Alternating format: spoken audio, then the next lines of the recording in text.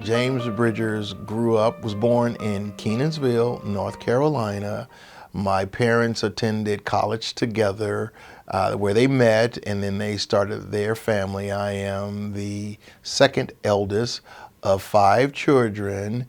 We lived in North Carolina, and we moved from North Carolina to Washington, D.C. in 1965. I grew up in Southeast DC. My father was an educator. My mother was also an educator, but I have a brother with special needs who has since passed.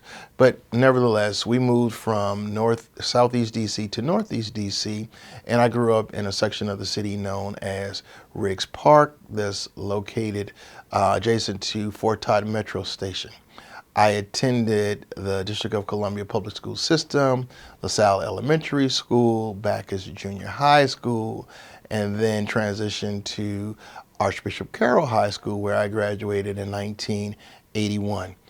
I had all intents and purposes of attending medical school, and so I enrolled at Howard University in a pre-med allied health program. Needless to say, life got in the way, and I wasn't ready for medical school. And so I thought about other options, and one of the options was to consider a career in the military, specifically the Army.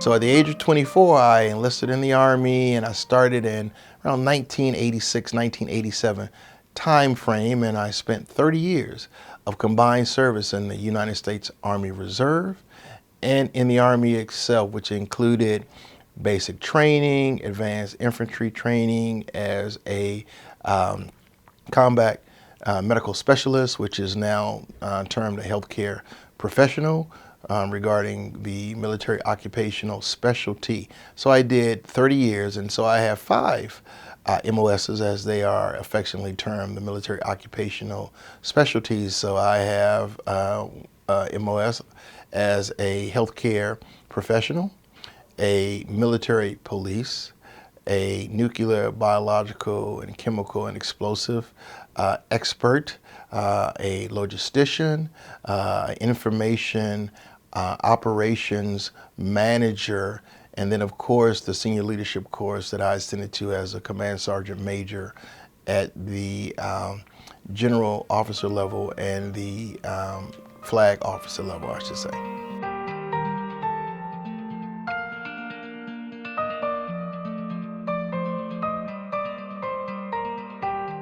I was fortunate to have a career track. So I ascended up the ranks, if you will, in corporate America as well as in the military. So lessons that I've learned: accountability, resiliency, fortitude, perseverance. Those are some of the four things that I can think of off the top of my head is regarding my military career that actually helped shape my professional career.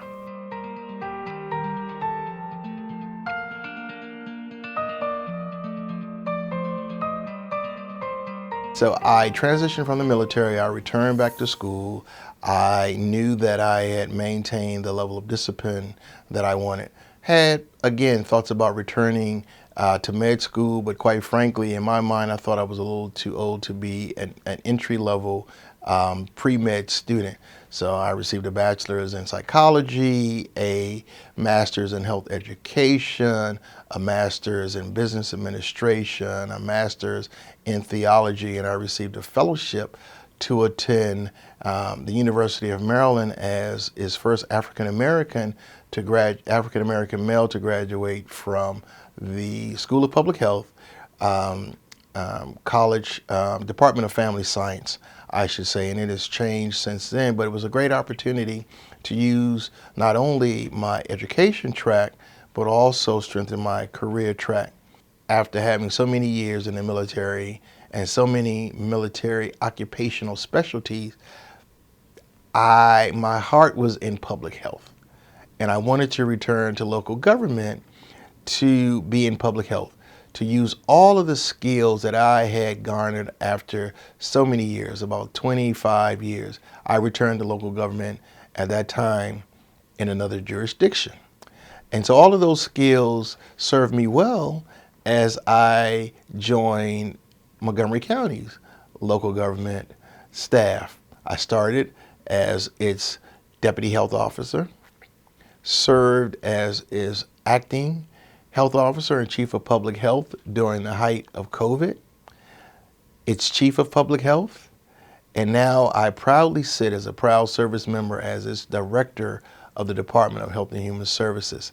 So if it had not been for the military and for the lessons that I learned, discipline, accountability, health, welfare, the holistic approach to caring for others as a senior officer in the military, I don't think I would have been able to endure the hardships that we all experienced during COVID.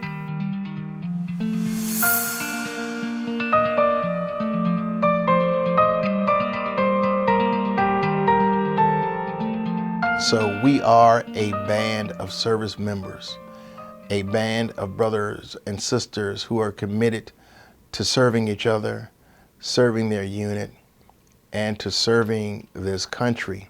We work together. We focus on team building exercises, synergy. We have each other's back, or in the military we say we have each other's six. We leave no service member behind. We will take the necessary steps to support not only that service member, but his or her family.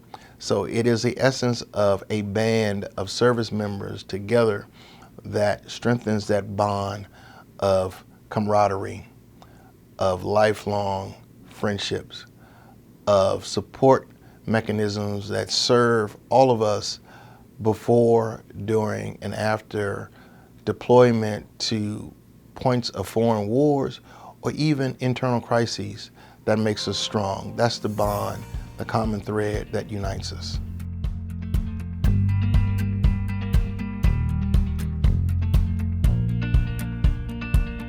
I enjoyed my time in the military.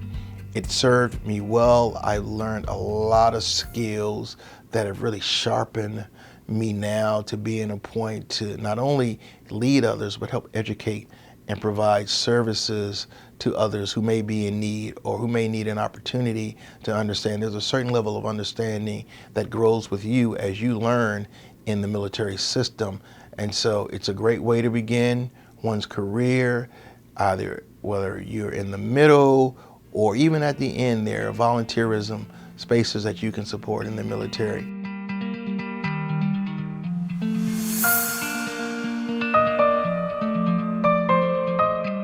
The first thing that I usually respond with is thank you. Thank you for recognizing that I, along with others, have served, have dedicated so much time to this country, to this county, to this state, in order for others to have the opportunity. It was a hard lesson to learn early on, but I enjoy and I embrace it when folks tell me thank you for your service. It's a proud moment. It's a proud moment to be here because I have service members who are no longer able to say thank you. They have made an unselfish sacrifice and have given their life for this country so that we can thrive and have healthy and better lives. So I take that with a level of sincerity and with a level of gratitude.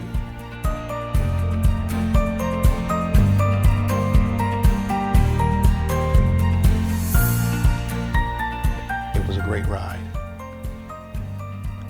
And I can smile, and I'm just thankful for the opportunity to serve. Being a servant follower is something that it's a learned trait. And so in order to support others, you must also serve others. So that's the one takeaway that I would leave with you this afternoon.